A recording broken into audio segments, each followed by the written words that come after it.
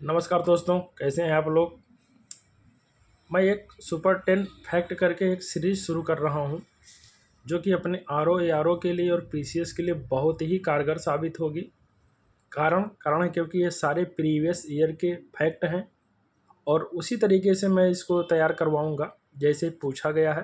थोड़ा बहुत फेरबदल होगा और अगर आप लोग इसको ज़्यादा नहीं 5-5 मिनट दे करके डेली देखते रहेंगे या तैयार कर लेंगे, बहुत ही कारगर साबित होगा। 30-35 नंबर आप लोग पक्का फिक्स करके रखेंगे जो फिंगर टिप पे होंगे। चलिए शुरू करते हैं।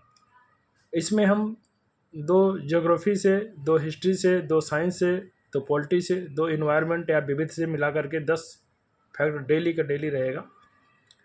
तो इसमें पहला फैक्ट है जो बनारस के पास शुजा की पराजय ये हुआ था फरवरी 1658 में। ये आपको सुमेलन करने के लिए आएगा, ऊपर नीचे रहेगा। धर्मत का युद्ध अप्रैल 1658 में, सामूगढ़ का युद्ध मई 1658 में, देवराई का युद्ध मई 1659 में। अगला है भारत मित्र किस भाषा में है। हिंदी में है। राष्ट्रमत मराठी में है। प्रजामित्र गुजराती में है। नायक बंगाली में है। अब अपना अपना ट्रिक लगाने की बात है, जैसे मैंने उसमें लगाया था बनारस के पास शुजा की पराजय, धर्मत का युद्ध, सामूगढ़ का युद्ध, देवराई का युद्ध। तो उसमें जो है बनमत सामदेव, बना अपने यहाँ बोलते हैं, अपने साइड में बोलते हैं जो सेखी बघारता है, तो बनमत सामदेव ये मैंने ट्रिक लगाया था। इसमें जैसे भारत मित्र है, अगर इसको छोड़ दिया जाए तो राष्ट्रमत, तो टा वर्ग में ठा आ रहा है तो राष्ट्रमत मराठी में हो गया। इसमें जा मिल रहा है, गुजराती हो गया, प्रजामित्र गुजराती। और नायक जो है बंगाल में, उड़ीसा में नायक टाइटल वाले होते हैं जो बंगाली होते हैं, तो आप ऐसे इनको याद कर सकते हैं। चलिए 2 क्वेश्चन हिस्ट्री का हो गया। अब 2 क्वेश्चन मैं ज्योग्राफी का लेके आया हूँ। पहला है अंगामी जनजाति नागालैंड में पाई जाती है, बिरहोर झारखंड में, खस जनजाति उत्तराखंड, हिमाचल प्रदेश, JNK। इसमें आपको कोई चेंज करके दे देगा, अरुणाचल प्रदेश देगा, कोई और दे देगा।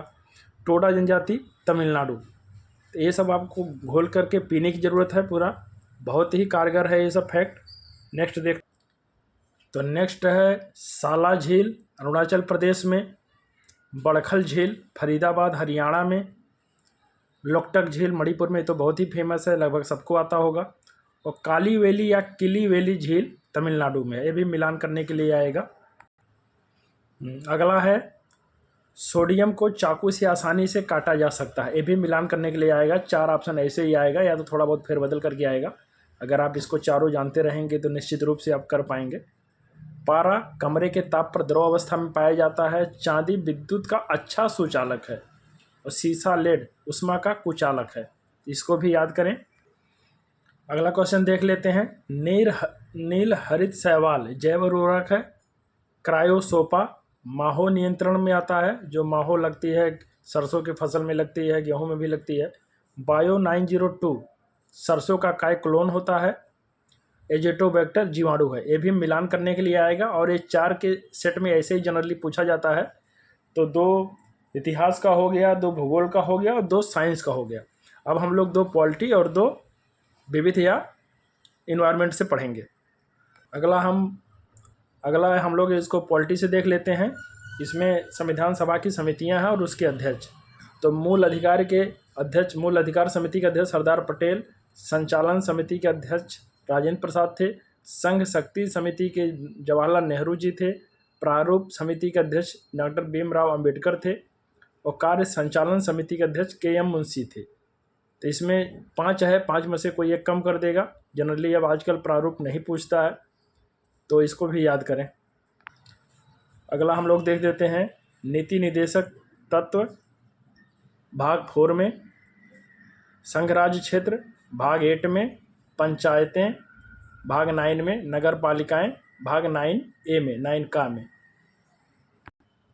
अगला हम लोग इन्वायरमेंट से देख लेते हैं। SDG के बारे में है, ये 4-5 पूछा गया है।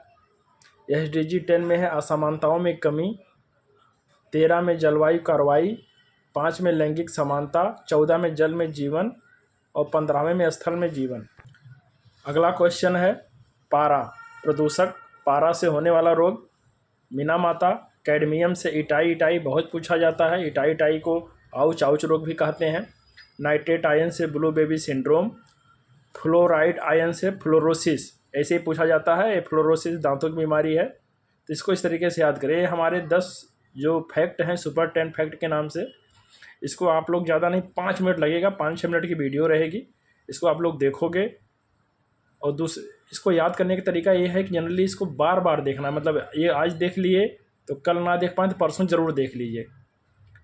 फिर उसके बाद इसका एक्चुअली अगर याद करने का हम नियम बताएं जो हमको पता है, तो पहला दिन, दूसरा दिन, तीसरा या चौथा दिन, फिर 1 वीक, फिर 15 डेज, फिर 30 दिन में एक बार, फिर 2 महीने में एक बार, ऐसे आप बढ़ाते जाएंगे टाइम तो याद रहेगा। लेकिन इसको ये फैक्ट है तो चूँकि इस पर आपको ज़्यादा मेहनत करना पड़ेगा, और सारी चीज़ें जो हैं वो कोट वाले क्वेश्चन होंगे, वो आपको 1-2 बार पढ़ने से वो याद हो जाएगा, लेकिन इसको आपको रटना पड़ेगा। तो इसको बार बार आप प्रयास करें कि लिख उख करके याद करें तो ज़्यादा अच्छा रहेगा।